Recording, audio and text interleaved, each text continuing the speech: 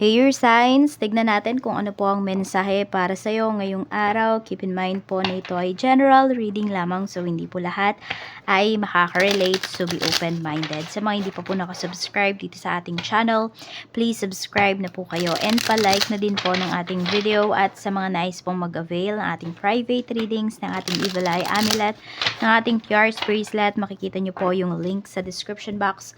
Tarot Intentions by Aliana Reyes. Okay, check natin ano po ang mensahe for you. We have moving. Meron bang lilipat ng bahay, lilipat ng school, lilipat ng bansa? Or literal na, basta nyo, nagmo-move on lang po kayo. Yan, nagmo-move on, pwede. Threatening. Okay, meron nga dito, lilipat kayo ng trabaho, bahay, ganyan. Parang magsisimula ulit kayo ng bago kasi to may mga natatanggap kayo ng mga threats. Pero meron naman dito, hindi naman kayo nagpapadala. Pero, or sabihin natin, hindi nyo pinapahalata na natatakot kayo. Pero, syempre, diba, prevention is better than cure. Diba, mas maganda na mag-ingat kayo kaysa naman, ayan o. Kaya mag-ingat po kayo, okay? So, wag nyo masyadong baliwalain yung mga threat na, natatanggap po ninyo. Lalo na kung alam ninyo na kunwari nasa politics kayo, ganyan, nasa ano kayo, ganyan, kung ano mang ano ninyo, ano ba yung trabaho ninyo. Tignan natin. Ano pa po yung mensahe? Mensahe natin, okay, Spirit Guide.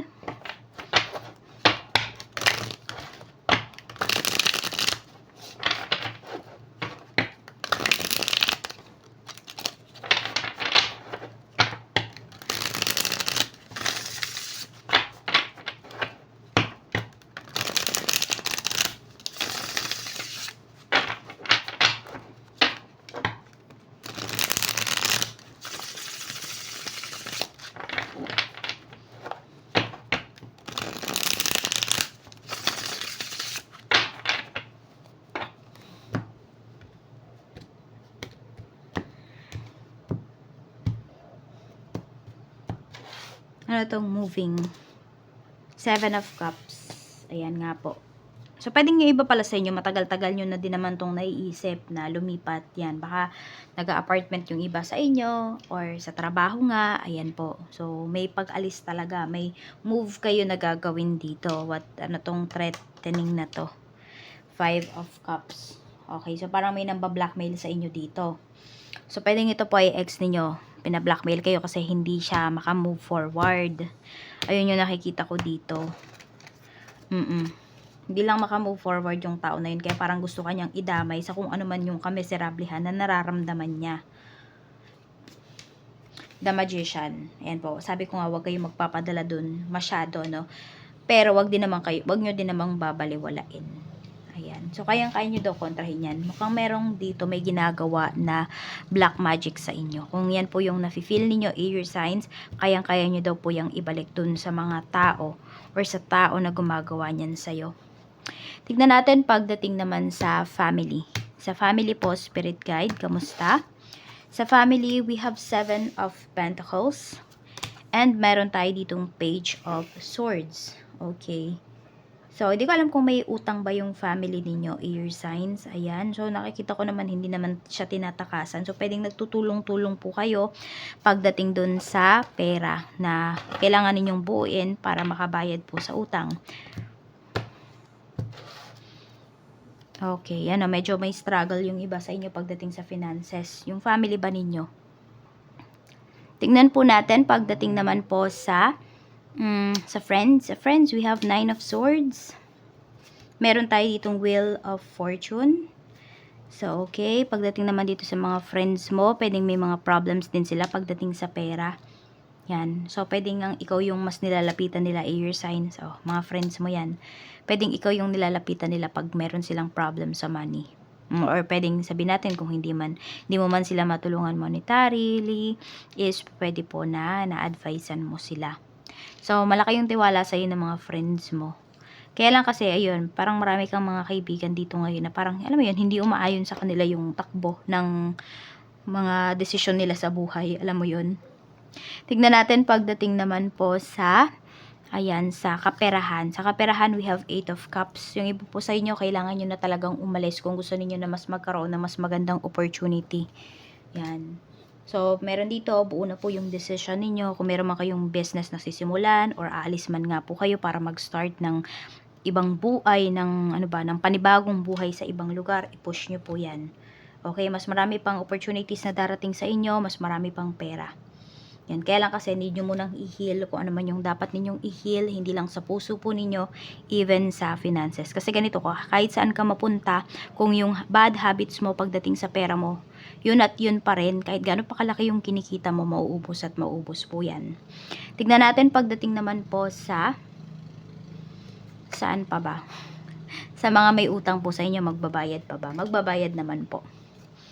Oh yes, magbabayad naman yung mga may utang po sa inyo. Kung kayo naman po yung may utang, tignan natin kung kayo ba ay makakabayad. 8 of Wands. Makakabayad po kayo pero hindi agad-agad. Ayan o. Tsaka ito, nakikita ko kasi your signs, meron sa inyo dito. Yes, meron na kayong pera, hawak nyo na. Pero parang nahihirapan kayong ibayad. So, baka pwede nyo pang paikutin yung pera po ninyo. Okay din naman. Kung hindi nyo ba siya isang bugso, babayaran. Yan, nasa pakiusapan na lang or pakikipag-usap na lang yan.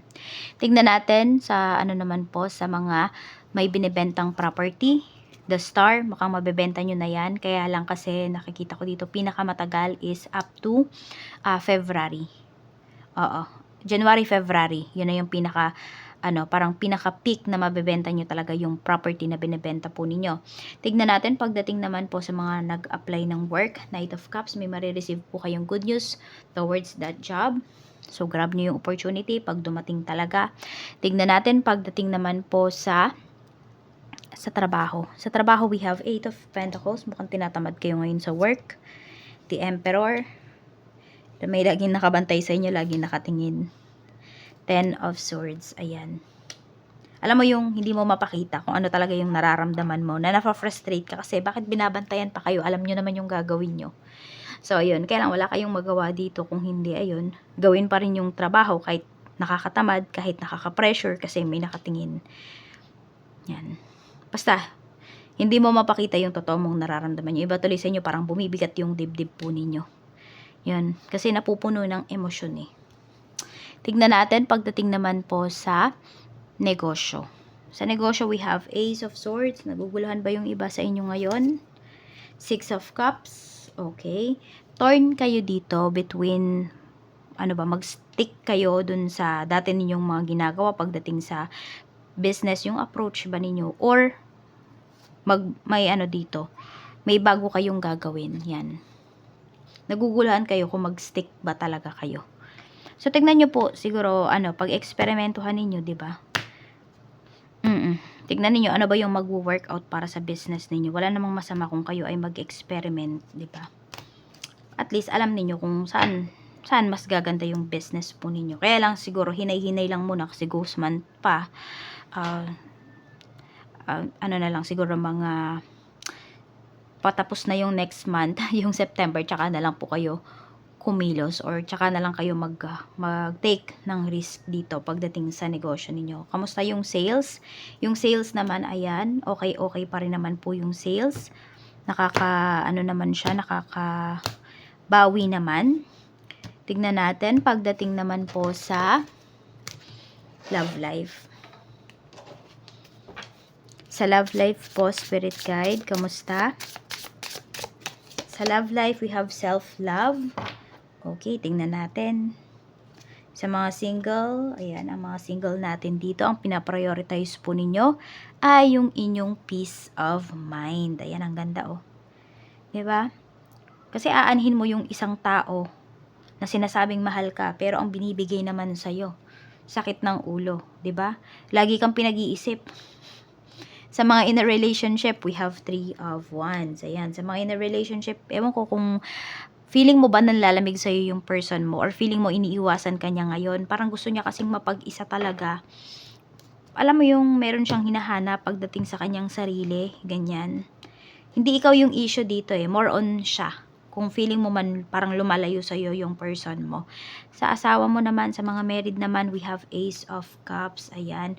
So, 'di ba, kahit mag-asawa na kayo, nakakapag-enjoy ka pa rin, nakapag-enjoy pa rin yung asawa mo, nakapag-enjoy pa rin kayo individually.